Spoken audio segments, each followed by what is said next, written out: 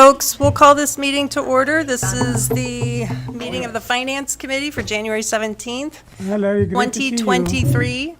Can we start with the roll call? Bill? Boosted, Yes, Hanairo, Here. no Ramsey? common sentence. Kuhn, Here. Olson, Here. all present. Okay, great, thank you. Okay, Moving thank on to the approval of the minutes.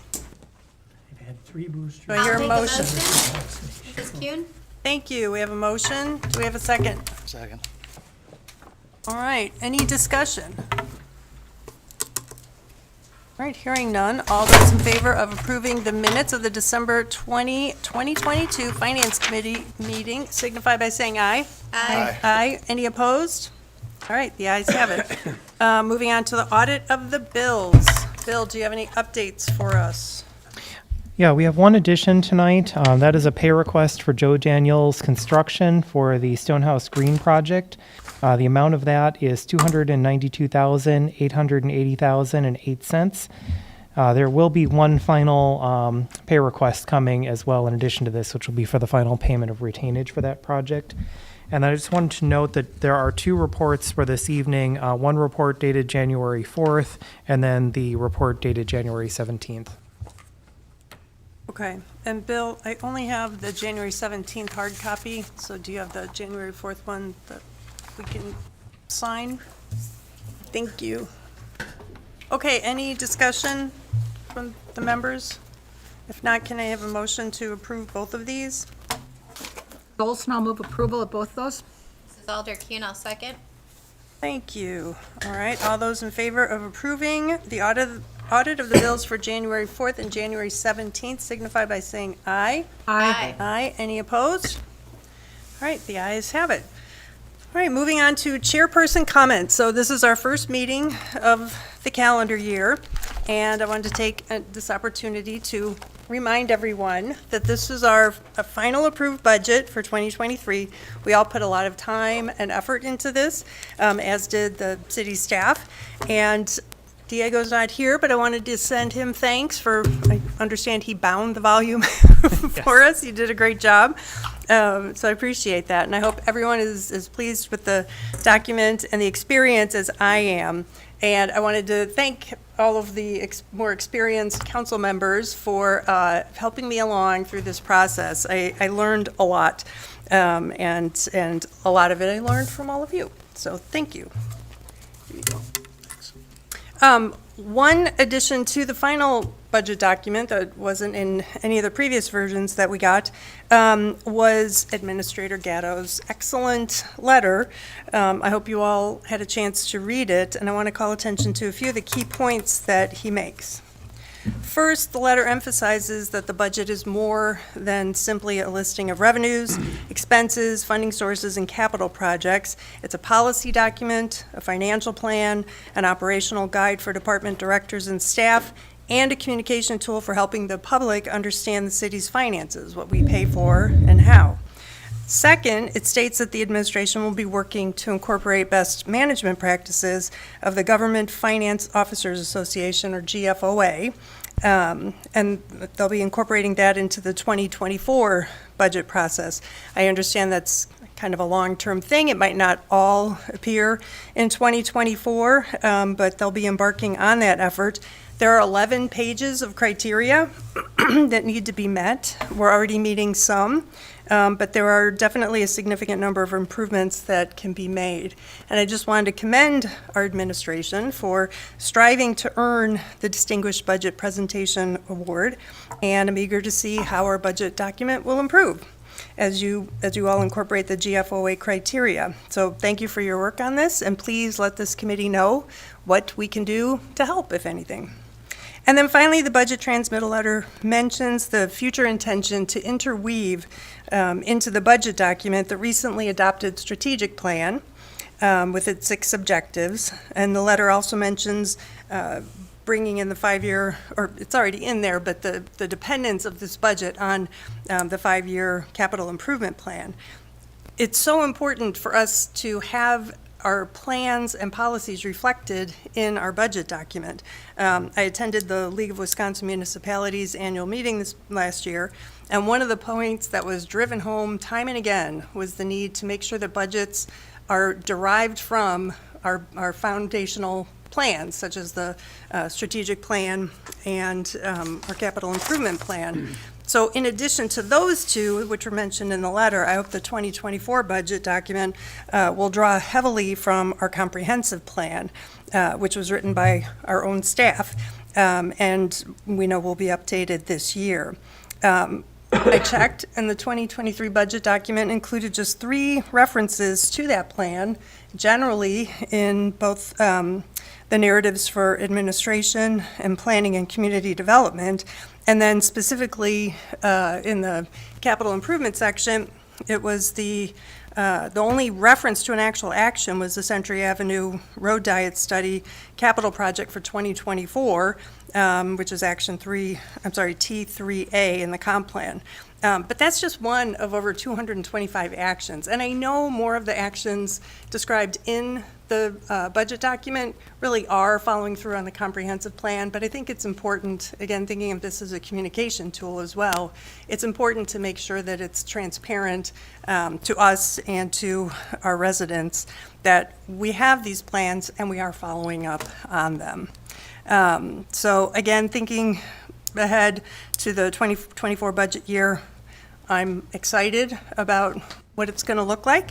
I'm also mindful that we're losing one mayor and gaining another who is in the room right now.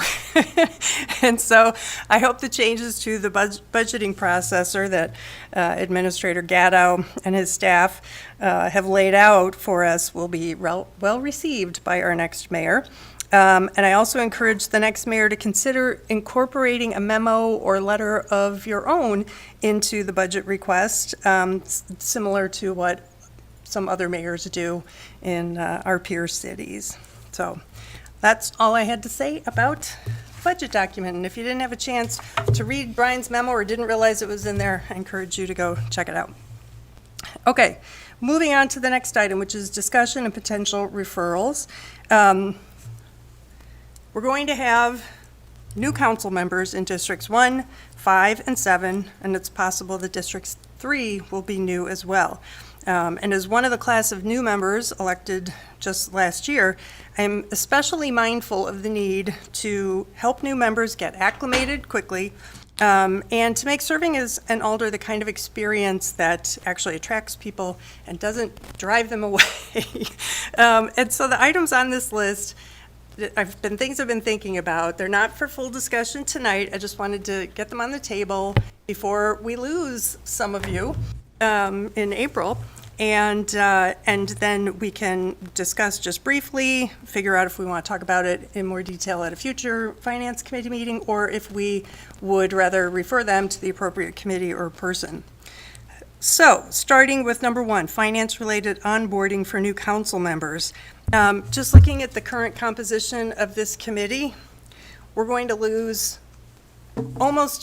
it could be that we'll lose everyone except me, and I'm the least tenured of all of you. So I think it's really important for the incoming council members to not get just, an introduction to, like, here's your mailbox, and here's what City Hall looks like, and things like that, as important as those may be.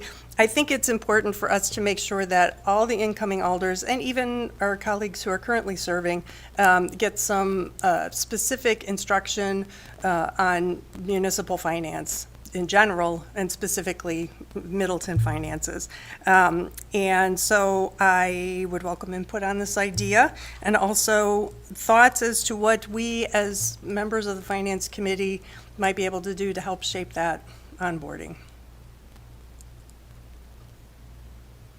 Alder Kuhn. I think that's a very sensible idea.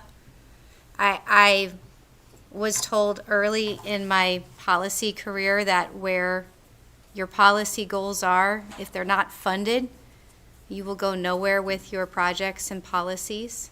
And that is why I became keenly interested in budgeting processes in all the organizations I've worked with. Not to say that I try to run every policy to money, but I try to make sure that we're using tax dollars properly and fairly, but keeping in mind when we have to prioritize and we're down to that little pot of money that we have, are we hitting the goals? And for us, it would be, you know, the environmental, the sustainability, the roads and the traffic. For my district, it's potholes. But for other districts, it's different things.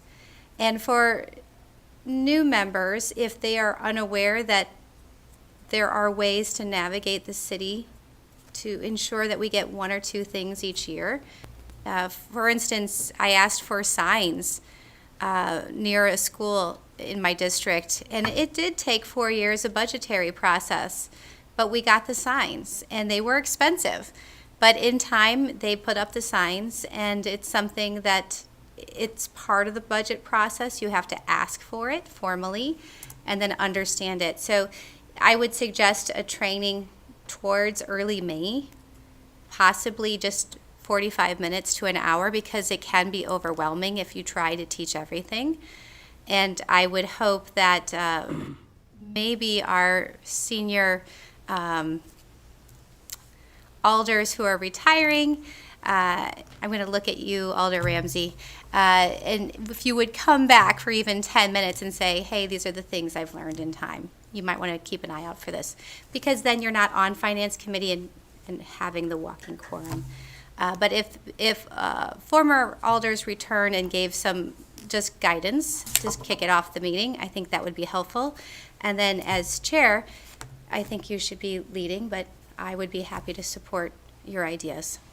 Great, thank you. I love the timing suggestion, and also that you voluntold Alder Ramsey to be there.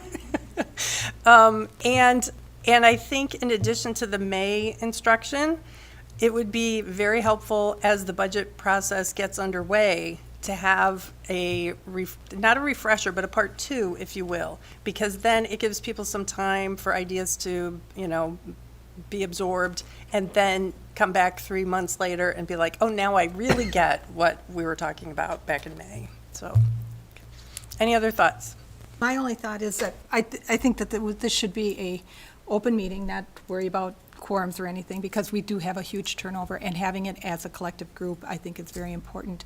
I also I think it might be beneficial to some new staff members to set in on this too, if we can keep it to a reasonable amount of time. I think there's a lot of, why don't we have money for this? Why don't they give us money for that? Giving them a good overview of the limitations we have and why we have to allocate carefully, and it would be a good introduction to them as being part of the city, so. Yeah, I like that suggestion too, making it open and even having it, accessible to members of the public. I've heard from some constituents concerns about the $30,000 for the 0.5% for arts program, and if we have $30,000 lying around, why can't we put it towards something else? And having to explain, well, that $30,000 isn't just lying around; it's in a pot that we can't use for many things, but we can for this. So, Alder Ramsey. I don't want to rain on anybody's parade, but this is something that you would have to be very, very careful with, because the way it's sounding is it sounds like it could possibly get into budget deliberations beforehand, and that is not any place that you would want to go. You talk about discussing why we didn't have money for this or money for that. That's kind of a slippery slope. You need to be pretty careful. I would think that that didn't turn into some kind of open meetings or not posted appropriately. I think, and I think that it needs to be directed by, it's the responsibility of the council and the finance committee to determine policy, so that I think any of these kind of things need to be directed by the council and not by staff, because staff should not be pushing policy. That's the responsibility of council. You don't think the overview of the finances? I think that you can have a broad overview, and I would That's right. encourage Yeah. a broad overview, but I think you need to be careful with how far in depth you go Right, with this, right. Sure. with this training. Yeah. From my personal experience, how I learned the budgetary process, there's a whole lot of different tools and organizations out there where you can learn it. And, I would hope that anybody that wants to become involved in city politics would take the time to watch or attend meetings, and not just of the municipality in which they want to be in, but even bigger ones like Madison. I would hope that they would do some self-study. But the other way, and this would be the responsibility of the council members that remain, is that it's kind of your responsibility to kind of mentor people and help people understand. One of the very first things that happened to me in my first budgetary process was Joanna Richard was on Finance Committee, and there was something that I wanted for my district. So I went to Joanna and I said, how do I get this? This is what I want to do, and would you put this forward for me? So there was a mentorship there. And so I think that that's part of the responsibility of people that have been around for a while to do that, so that the new members don't get lost. When I started, I sat down with, who was your predecessor, and they went through the whole thing. And I just think if we could do something like that, where you go through the whole budget book and this process, instead of for each, having to repeat it each time, since we have such a big turnover happening, I think it would be a good way to handle Just be it. careful you don't talk about specifics. I Right, think it's a good idea. Bill can probably help out, so, what to and what not to, but I think the idea is good.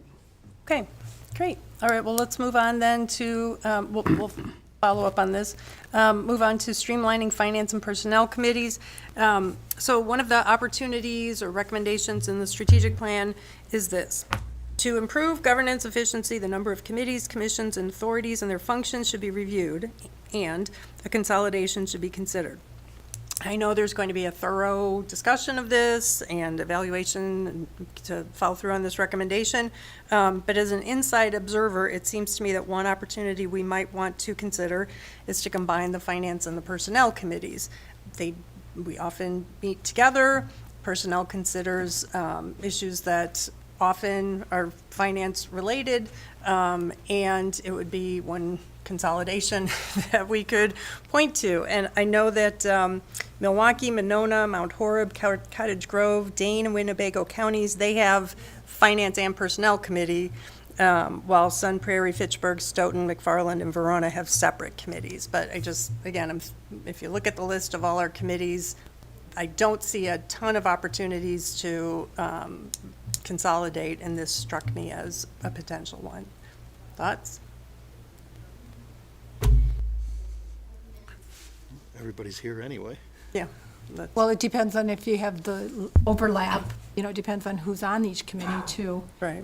That would be something, I'd like to talk, to make sure Brian would feel comfortable with that his issues are being addressed fully and not, just as we're running through the finance stuff. I want to make sure that they have a focused thought on that and not just finances of it all. Right. But it does seem maybe like something that could be feasible. That we do meet together, but we have met separately, but there is a lot of overlap. You're right. It's kind of awkward, I make the motion for this committee, I make the motion for that committee, in those situations. Alder Kuhn.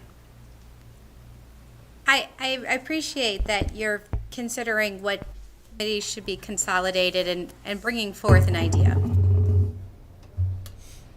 I think I need some time to see if this is a good consolidation. I'm glad that you're bringing up these other cities that do it. However, in the last 2 years that I've served on personnel, we've done a lot of things that do not touch finance. And it could be partly because of Brian's leadership. We are doing some things with policy and handbooks, and we have at times gone through some nitty-gritty of policy. So I appreciate the idea, but I think we need some time because we have some ways to go. Yep. If we got to a place where everyone felt comfortable and things were efficient on personnel and robust for the staff, I would consider it at that time, but I think we need to allow HR some time. Sure. Fair. That's very fair. And yes, like I said at the beginning of this segment, all these ideas are just to hear your thoughts now and possibly come back to them in the future. And any decision regarding consolidation of committees, I would imagine, is going to be part of a much bigger discussion that staff will have a big part in. Next item, placement of Finance Committee items on the council's consent agenda. So section 1.022C of our municipal code says this: items of business may be placed on the consent agenda in the discretion of the city administrator whenever the item has previously been considered by at least one duly appointed committee, board, or commission, and each committee, board, or commission has approved the item without opposition or abstention. Part B of this section says that any alderperson can request that items be removed from the consent agenda without that request requiring a vote. And my observation is that we don't really take full advantage of the tool that this section of our code is. And as a result, we're not streamlining the committee or the council meetings as much as we would be able to. Our ordinance builds in lots of safeguards, so I'm not concerned about items not getting a full discussion because any member can pull the items off. And the ordinance also allows for a member, say a chair of a committee, for instance, or I'll give a specific example. The Airport Commission, could have said, okay, we had a unanimous vote on this referral to council about the land use zoning ordinance, but we recognize this is an issue that warrants a lot of discussion, so don't put that on the consent agenda. That is something you can do under our ordinance. So in 2023, I think I would like to see items considered by finance that are referred to us by another committee unanimously, be items that can be placed directly on the consent agenda for members to pull off if they so choose. And I just wondered what you all thought about that. I think we need to have more discussion with this. If you're talking about a lot of Sure. money there, and I think there are some items which council has to discuss. You cannot just put on the consent agenda. I think right now we are even putting some of the items costing $100,000 and on a consent agenda. No, I think there are some things you could put in there, but the way I see is probably already pushing the limit. So I think, yeah, it's a good idea. We should think about it, but I think we have to there has to be certain limit. So. Well, I would respectfully disagree, because if we have a limit of $100,000, that should be spelled out in our ordinance as the policy. No, Otherwise, it's an unwritten policy, and I don't like unwritten policies. Also, I've observed, as Alder Ramsey mentioned, we all do our different types of research, and I've observed bigger councils get through their meetings faster than we do because they trust the committees to have done the work. And if something needs to be pulled off that consent agenda, they do it. So I think there's an opportunity that we, again, thinking big picture and recognizing this is just an initial discussion to get an idea in front of everybody. But I think we need to look for opportunities to make serving as an alder not as cumbersome as it apparently is, given that we have a lot of competitive races. Yeah, two things. I would say that the council meetings aren't that long when you look at the other cities. And number two is that, there are some items which full council need the discussion, just not the finance committee. So I think it's a good point, but needs further discussion. So, and also those items which go in the consent agenda, it's also at mayor's discretion as well. So it's not just you could make, well, anyway. Right. So I don't think we're going to go into details already. It's Sure. 5 to 7, so. Right. Well, and like I said, the next mayor is in the room, and so I think this is an important discussion. So Alder Olson. This to me is how the council wants to see their consent agenda set up. I think that this should be a discussion with the whole Yep. council, not with the finance committee and how they want their items placed on the council agenda. It's how the council agenda wants the finance committee. I agree. I think that's the way I to think we go. need to put this back to council to discuss further. Sure. Well, again, like I said, none of the Right. the And it's- idea is to refer And these bring it or. forward. I Yeah. always love it. We bring the ideas up, but I just think this is council should be everybody on at the table. So. Okay. Alder Kuhn or Ramsey, any comments? I would agree that this is a discussion that we need to have with the entire council. And I guess I would lean a little bit, and I totally understand your purpose behind it. But I would have to take some time to think about it, because the one thing about having it on the council agenda is there is a transparency to the public that isn't necessarily there in the finance committee, because you get more public participation in the council meeting, and it's also live streamed on TV. So, as there's always talk about transparency in government, it's just another way for us to make sure that we're being transparent. I'd agree with that. I appreciate you trying to streamline things, especially as you talk about, things going long and wanting more competitive races. But I will tell you that nationally, at least prior to 2020, 1 in 4 races were usually contested nationally. And I think we have 2 races. Yeah, we have 2 races on council this go around, so we're healthy. Is it perfect? No, but it's healthy. So, People are happy it's everything. yeah, you guys must be doing well. Okay. Okay, we'll move on to the last one, and then we'll get into our work. Last one's evaluating compensation for elected officials. Chapter 2 of the city's municipal code shows that the compensation for elected officials was last updated in May 2007 for mayor and the municipal judge, and May 2008 for alders. And the CPI has gone up 37% since 2008. And 42.7% since 2007. Now, none of us is in this for the money, but thinking again how to make service as appealing as possible, and recognizing that the small stipends we all receive have gone down 37% in buying power, it seems to me reasonable to at least look into increasing those compensation levels to reflect inflation. It would not come to a large amount annually to adjust everything for inflation. It would be under $30,000 annually.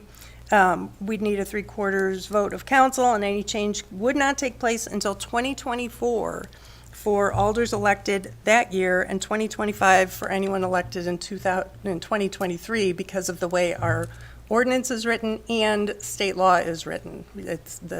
Once you file, that's the deadline for making any changes. So again, I don't know if this has been considered by council since 2008. I'd be curious to hear. 2018 When or we did our last 2019 survey, it was. survey, we looked at it, and we're well compensated compared to the other cities, so. Well, and Yes. as a council, we discussed it in 2018 or 2019. We had back when Howard Teal was still on the Yeah. council. Yes. So if someone can point me to the survey, a survey of municipalities, is that it? That was in our salary survey, was it? I know Yeah. it wasn't too long ago. Maybe. Bill should be able to get that for Okay, you. all right, that would be good. The only one I would really be, is the municipal judges, are they usually compensated the same as, is 14,000, I don't know if that's a. There's a wide variety. Okay, well. That's a position that I really want to make sure we're Right. compensated correctly. Well, and any council member, in the way that we do things, any council member can ask for this to be put on the Right. agenda as an item to discuss, and then you can have a conversation with everybody, and everybody would get a chance to. Wait, okay, That's the way we did it before. all right, and Bill, I'll follow up with you to get that 2018. Okay, well, thank you very much for this discussion. Let's move on to resolutions. First, or the only one is Resolution 2023-01, adopting certain equipment rates for contracted services and ordinance violation assessments. I'll move approval. Olson, Go ahead. this is Olson, I'll second. All right, any discussion? Bill, I understand this is just the state. Yeah, just kind of a routine item to adopt the state rates each year for local purposes, that we would follow those rates. Okay, great. Any further discussion? Hearing none, all those in favor of approving Resolution 2023-01, adopting certain equipment rates for contracted services and ordinance violation assessments, signify by saying aye. Aye. Any opposed?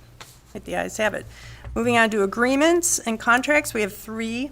The first one is amendment number 3 with Strand Associates in the amount of $112,500 for construction phase services for Parmenter Street reconstruction, and this comes to us from the Public Works Committee. Ramsey moves to approve the amendment number 3 and a not-to-exceed amount of $112,500. This is Olson. I will second Ramsey's motion. Okay, not to exceed. Any discussion? Larry, do you need to see this for any reason? Already did. Okay. I just want to say I'm excited about this because I drive on Parmenter Street all the time, and I'm eager to see the work get underway. Also, I wondered, the table refers to Elmwood and Aurora Streets, but is the $112,500 just for Parmenter? It's for the whole project. Okay, great, thanks. All right, all those in favor of approving amendment number 3 with Strand Associates in the amount not to exceed $112,500 for construction phase services for Parmenter Street reconstruction, signify by saying aye. Aye. Any opposed? All right, the ayes have it. Item number 2 is Amendment 3 with Strand Associates in the amount of $185,000 for construction phase services for water and sewer utilities for Pleasant View Road reconstruction, also referred to us by Public Works. Ramsey again will move approval of amendment number 3 for water and sewer utilities in the not-to-exceed amount of $185,000. This is Olson. I will second Ramsey's motion. All right, thank you both. Any discussion? I had a question about well, no, I didn't. Never mind. I'll talk to you about that later. Okay, all those in favor of approving amendment number 3 with Strand Associates in the amount of in an amount not to exceed $185,000 for construction phase services for water and sewer utilities for Pleasant View Road reconstruction, signify by saying aye. Aye. Any opposed? All right, the ayes have it. Moving on to item number 3, agreement with Elevate Energy, Energy Efficiency Navigator Program for 2023. I'll move approval. This is Elder Kuhn. I'll second. Thank you. So, discussion. Subject to attorney review and approval. There's one glitch which will have to be reviewed after tonight. Okay, can you explain what the glitch is? Because I was under the impression this was identical to the previous agreement that we had It with them. is the number on page, I thought it was on page 8, but maybe if I look at my council copy, I have it there.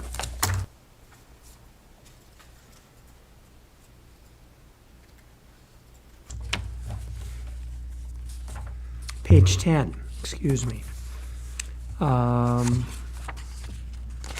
Page 10 of the actual agreement. Yes, yes. Yeah,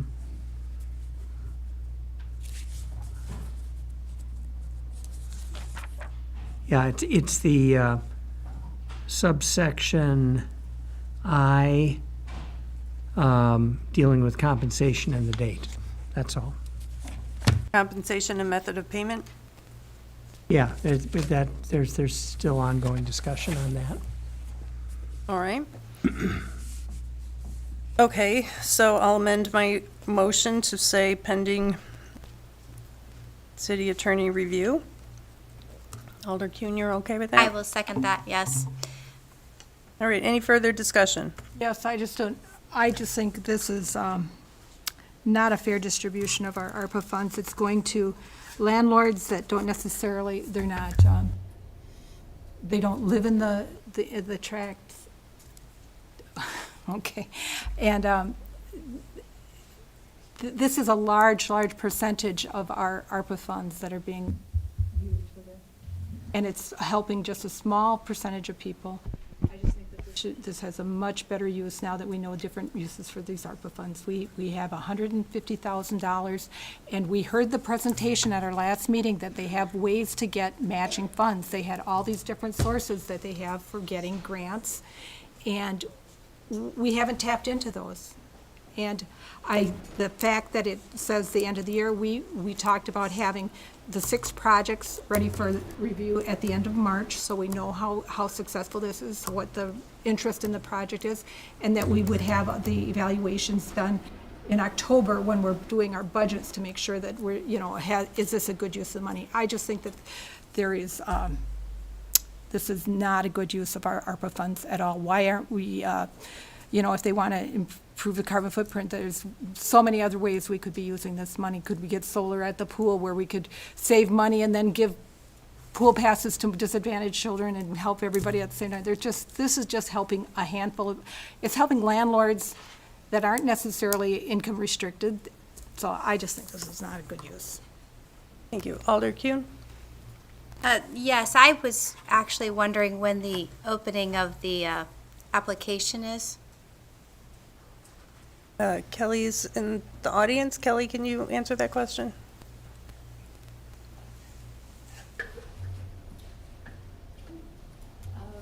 The correspondence today. I think you gotta turn it on. Sorry. Is it on? Yes. The correspondence today was late January For the opening of the for application the opening process? of the application process, yeah. Did they mention if they have any? They haven't opened the application process yet. Oh, they yet. haven't opened it yet, because I No. was under the assumption they were going to open it sooner, and that by the end of March, I listened to the meeting, he was saying the end of March, we'd be able to know which projects they're looking at for evaluation. It's still, from my recall, that's still possible. I just want to make sure that I we're on just- track for January. So And I just don't thank want you. this going past when we're talking budgets. I want to know, is this working? I don't have any problem with NOAA, but it's just the use of the ARPA funds for it. I went to a presentation with Kathy Kuhn from Dane County, and she says they're putting together a website so that if people have questions on how they can improve their energy efficiency of their home, it's all in one spot. People can go and look it up. It's, and all the programs that are available for them. It's just like, so, my soapbox, thank you. All right, any further discussion? If not, all those in favor of approving the agreement with Elevate Energy for the Energy Efficiency Navigator Program for 2023, pending city attorney review of Section I, signify by saying aye. Aye. Aye. Any opposed? Aye. All right, the ayes have it. Moving on to bids and quotes, we have 3. First is the award of bid to, is it Madrell Excavating in the amount of $1,330,457 for Parmenter Street reconstruction, referred to us by Public Works. I'll move approval. This is Alder Kuhn, I'll second. Thank you. Discussion? I had one question, and that was this part. It's in the letter, page 1. It said the low bid of $1,330,457 was more than engineer's opinion of probable construction cost. Then it went on to say that engineer's opinion of probable construction cost was $1,250,000 plus 10% contingency for a total of $1,375,000. My question is the $1.25 million the actual opinion of probable cost? Without any contingency. Okay. All right. That's all I had. Okay, further discussion. Hearing none, all those in favor of approving the award of bid to Madrell Excavating in the amount of $1,330,457 for Parmenter Street reconstruction, signify by saying aye. Aye. Aye. Any opposed? All right, the ayes have it. Number 2 is the award of quote to Fisher Brothers LLC for restoration and replacement of water slide platforms at Walter R. Bauman Aquatic Center. This comes to us from Parks, Recreation, and Forestry. This is Alder Kuhn, I'll make that motion to approve. I'll second it. Any discussion? I did have one question, and that is, we budgeted $300,000 in ARPA funds for improvements in both 2022 and 2023, and Kylie, not to put you on the spot, but I was just wondering, this project and the next one add up to well, I know there's a change in the next one, but let's say they add up to less than $80,000. So Can you elaborate a little on what remaining projects we're going to see in 2023? Yeah, so, is the microphone on? Yeah, okay, good. So I've been putting together a list of all those projects for 2023 that would be accomplished. And I do have that. I can share it at a later date with all the quotes and price points for it. I am bringing that to the PRFC at the next upcoming meeting to highlight how those funds will be used for the 2022 and 2023, because we do have leftover ARPA funding to carry over, and that is in the amount of roughly $82,000 that we're looking to carry over into the 2023 ARPA funding. And so I'm looking at creating a spreadsheet with all of those projects for the Aquatic Center and getting those earmarked and providing that data to the PRFC so I can share that with finance. Great. Yeah. Okay, thanks. And don't go too far, because I'll have a question on the next one. Okay. I just wanted Any- to say, the pool was so affected by COVID that the use of these ARPA funds is really a good idea, good use. Very happy to see that. Great. Okay, there being no further discussion, all those in favor of the award of quote to Fisher Brothers LLC for restoration and replacement of water slide platforms at Walter R. Bauman Aquatic Center signify by saying aye. Aye. Aye. Any opposed? All right, the ayes have it. Our last bid and quote is the award of quote to Lee Recreation for purchase and installation of shade structures, also referred to us by PRFC. Ramsey will move approval. Alder Kuhn, I'll second. Thank you both. Any discussion? I had a question. Kylie, I understand, so the original amount was $67,650, but now that has been revised, correct? Is the list of items to be purchased is different? Yes, there was a few optional ones on the end of it, so the total cost that I'm looking at is $50,750 for, because I will be within the quote, we are looking at a total of five shade structures. We would be removing the 16 by 16 by 8 single post umbrella, which is listed the second one on the quote, and then also the sail. And we would be moving to 2 of the double post hip umbrellas. Okay. So just modifying the quantities of what under there to better cover the entire perimeter of the pool. Okay. So, Great. Any other questions for Kylie? Thank you. All right. If there's no further discussion, all those in favor of the award of quote to Lee Recreation for purchase and installation of shade structures signify by saying aye. Aye. Any opposed? All right, the ayes have it. And then our last item is miscellaneous, rescheduling of the February 21st, 2023 Finance Committee meeting to February 22nd, 2023 for use of the council chambers for the spring primary election. This is Alder Kuhn, I'll make that motion.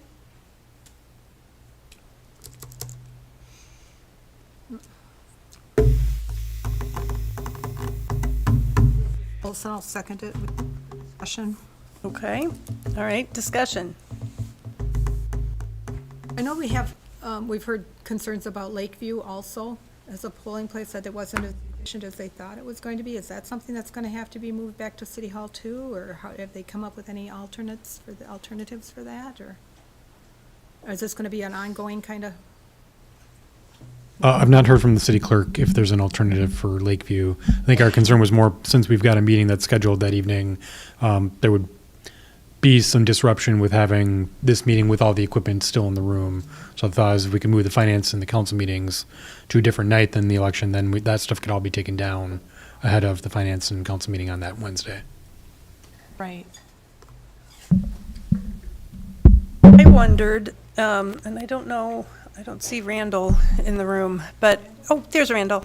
So at one of our recent meetings in December, we heard from the library board that they encouraged us to use city-owned facilities for voting. And my thought is, why are we not using another city-owned facility for that, for both the February and April elections, such as the library? And it made me think of the letter from the library, and I wondered, what was the impetus for sending that letter? Do you know, Randall? Thanks. I'd like to make a point of order that this topic isn't on this. You're extending the topic. Is that? But it's germane to my mild objection to changing the date of our council meeting when we have a perfully good facility that's available. I see. Yeah. Thank you for Yeah. explaining. I was unclear. Sorry.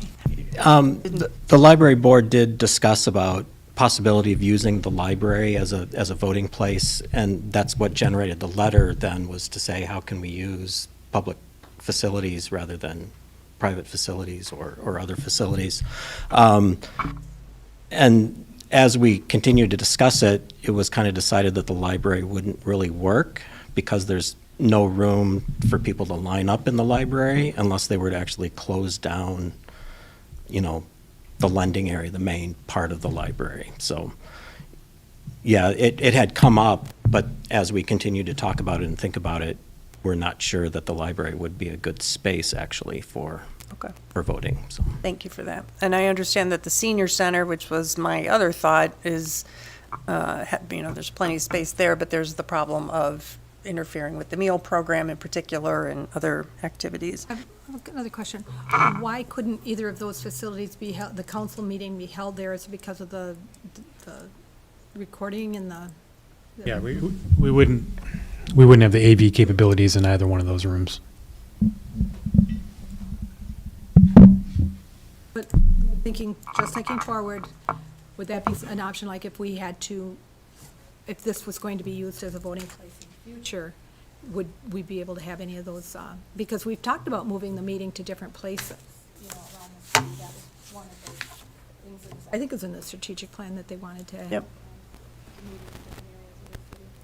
Yeah, that's a good point, because if we do, and I know this isn't on the agenda, but if you'll indulge me, if we do hold meetings in other places, will we run into the recording problem? That's something to consider. Well, I would like the community campus committee to keep in mind the need for space to have a council meeting and an election taking place at the same time, if this comes up again. But given that we don't seem to have many good options. Alder Ramsey, did you want to weigh in at all? No? Okay. All right, so then all those in favor of rescheduling the February 21st, 2023 Finance Committee meeting to February 22nd, 2023 for use of the council chambers for the spring primary election, signify by saying aye. Aye. Aye. Any opposed?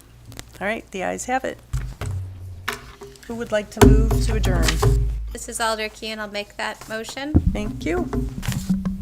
Second. Ramsey seconds. Any discussion? Hearing none. All those in favor of adjourning signify by saying aye. Aye. Any opposed? All right, we are adjourned.